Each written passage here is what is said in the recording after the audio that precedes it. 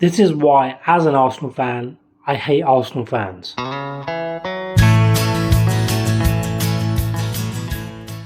Hello everybody, so now we're going to be talking about the review of the Community Shield match against Man City, and then we've got Arsenal transfer and my opinions and thoughts on it.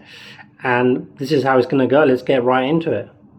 Review the match against the Community Shield. I was having this conversation with a few Arsenal fans, and of course a lot of Arsenal fans can be really annoying. They're very hypocritical in my opinion. If Man City had won, we would have said, oh, you know what, it was only the Community Shield. But because we won, Arsenal fans are going berserk about it. It's like, calm down, it's Community Shield. Like, it doesn't really matter.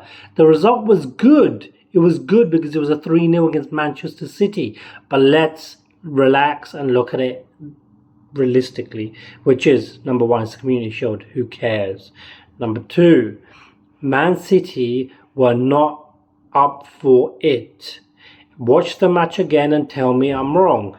Their energy levels were awful. They had no desire. They didn't care. When we conceded, only after the first one, when we scored, when Calafiori scored, and that was what was that, 24 seconds or something like that? I could be wrong. Maybe it was a bit later than that, but it was definitely within the first minute. And there was only at that point where they were like, come on, let's keep going. Because it was within the first few seconds of the match, basically, and there was only 1-0 down when we scored the second one. And may I add, Kai Havertz's finish, absolutely shocking. That header was absolutely shocking. That was just a poor mistake by Donnarumma.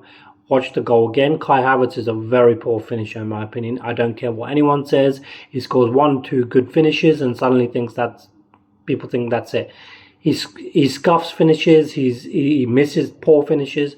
The guy's not good enough. He's just not. That's what happened with the Community Shield. Good result, good morale boost. That's what we needed. Good competitive match and also good for fitness. Man City weren't up for it, so let's all relax. And now in terms of transfers, we've bought Bruno Guimaraes. Quality signing. Absolutely quality signing. Now we're pushing for an attacking player. Soles, he looks decent, to be fair. He looks decent. He's only 24. We bought him for 40 million. Well worth it in today's market. Obviously, I could be ahead of myself, but let's see how it goes. Now we're trying to go... we've been trying to go for Julian Alvarez for months now. It's not happening. Why are we still trying to push that? People say, well, Berta brought in Alvarez into Atletico Madrid, etc. It doesn't matter. It doesn't matter. It doesn't mean Alvarez is going to suddenly say, well, you know, I've got ties with Berta and I must move to Arsenal. Look, he was at Manchester City. He didn't settle. He couldn't settle in Manchester. And London's not going to be massively different. He is in Spain. He speaks Spanish. He knows the Spanish culture, etc., etc. Trust me. If he wants to go to Barcelona and Barcelona want him, which doesn't seem likely at this point, he will stay at Atletico Madrid. We will not get him. This is a guarantee.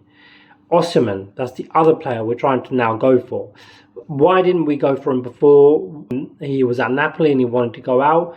No one knows. We're going for Osimhen as a backup now. Yeah? Quality player. I think he's absolutely quality. He would be surreal for us. He's so quick. He's very good in the air. He's very strong. However, Galatasaray won over 100 million, which is fine, which I think we would potentially pay. But if that's not happening and we're not getting these players, we need to move on. We need to move on. Okay, trust Gyökeres, trust him, and buy another player in the attacking positions. Buy someone else. I think we should go for Yildiz, not Barcola, because Barcola is going to be too expensive, 140 plus million. Liverpool, I don't know if they're going to get him or not. But Yildiz is a player to get. He's, I think, 21, 22, and if that, I think he might be a bit younger. He's genuinely a good player. On the left-hand side. And he could really contribute to goals. And when I say goals, I mean scoring, not just assists. I'm scoring. Saka hopefully, picks it up. If he can start finding his form that he had 3 years ago, he's basically another striker. He's going to be banging in 10 goals plus this season in the Premier League. Odegaard from the Community Shield, I think, is He's reviving himself because last season he was an absolute joke. Bruno will contribute. Declan will contribute. Let's just trust Gyökeres. Leave the striker alone. If we're not getting these players, just leave him. It's not happening. We need to get a centre back. Let's concentrate on a centre back. Konsa, 60 million, 70 million. I don't mind, but that's a hell of a lot of money. What's his name? Kwanzaa from Leverkusen. They said they're not selling him, so it is what it is in that case. Let's trust Salmon if we have to. But there's other players. Let's go for. I mean, Murillo from Nottingham Forest would probably be very, very expensive. But he's quality. He's 24 years old. He's an absolute monster. Why are we not going for players like that? I mean, obviously, I'm not Arteta and I'm not Arsenal's manager for a reason, I guess. But, you know, these are we need to start looking at. We are missing out on players that we should be going for, and we're losing time. There's 12, 13 days left.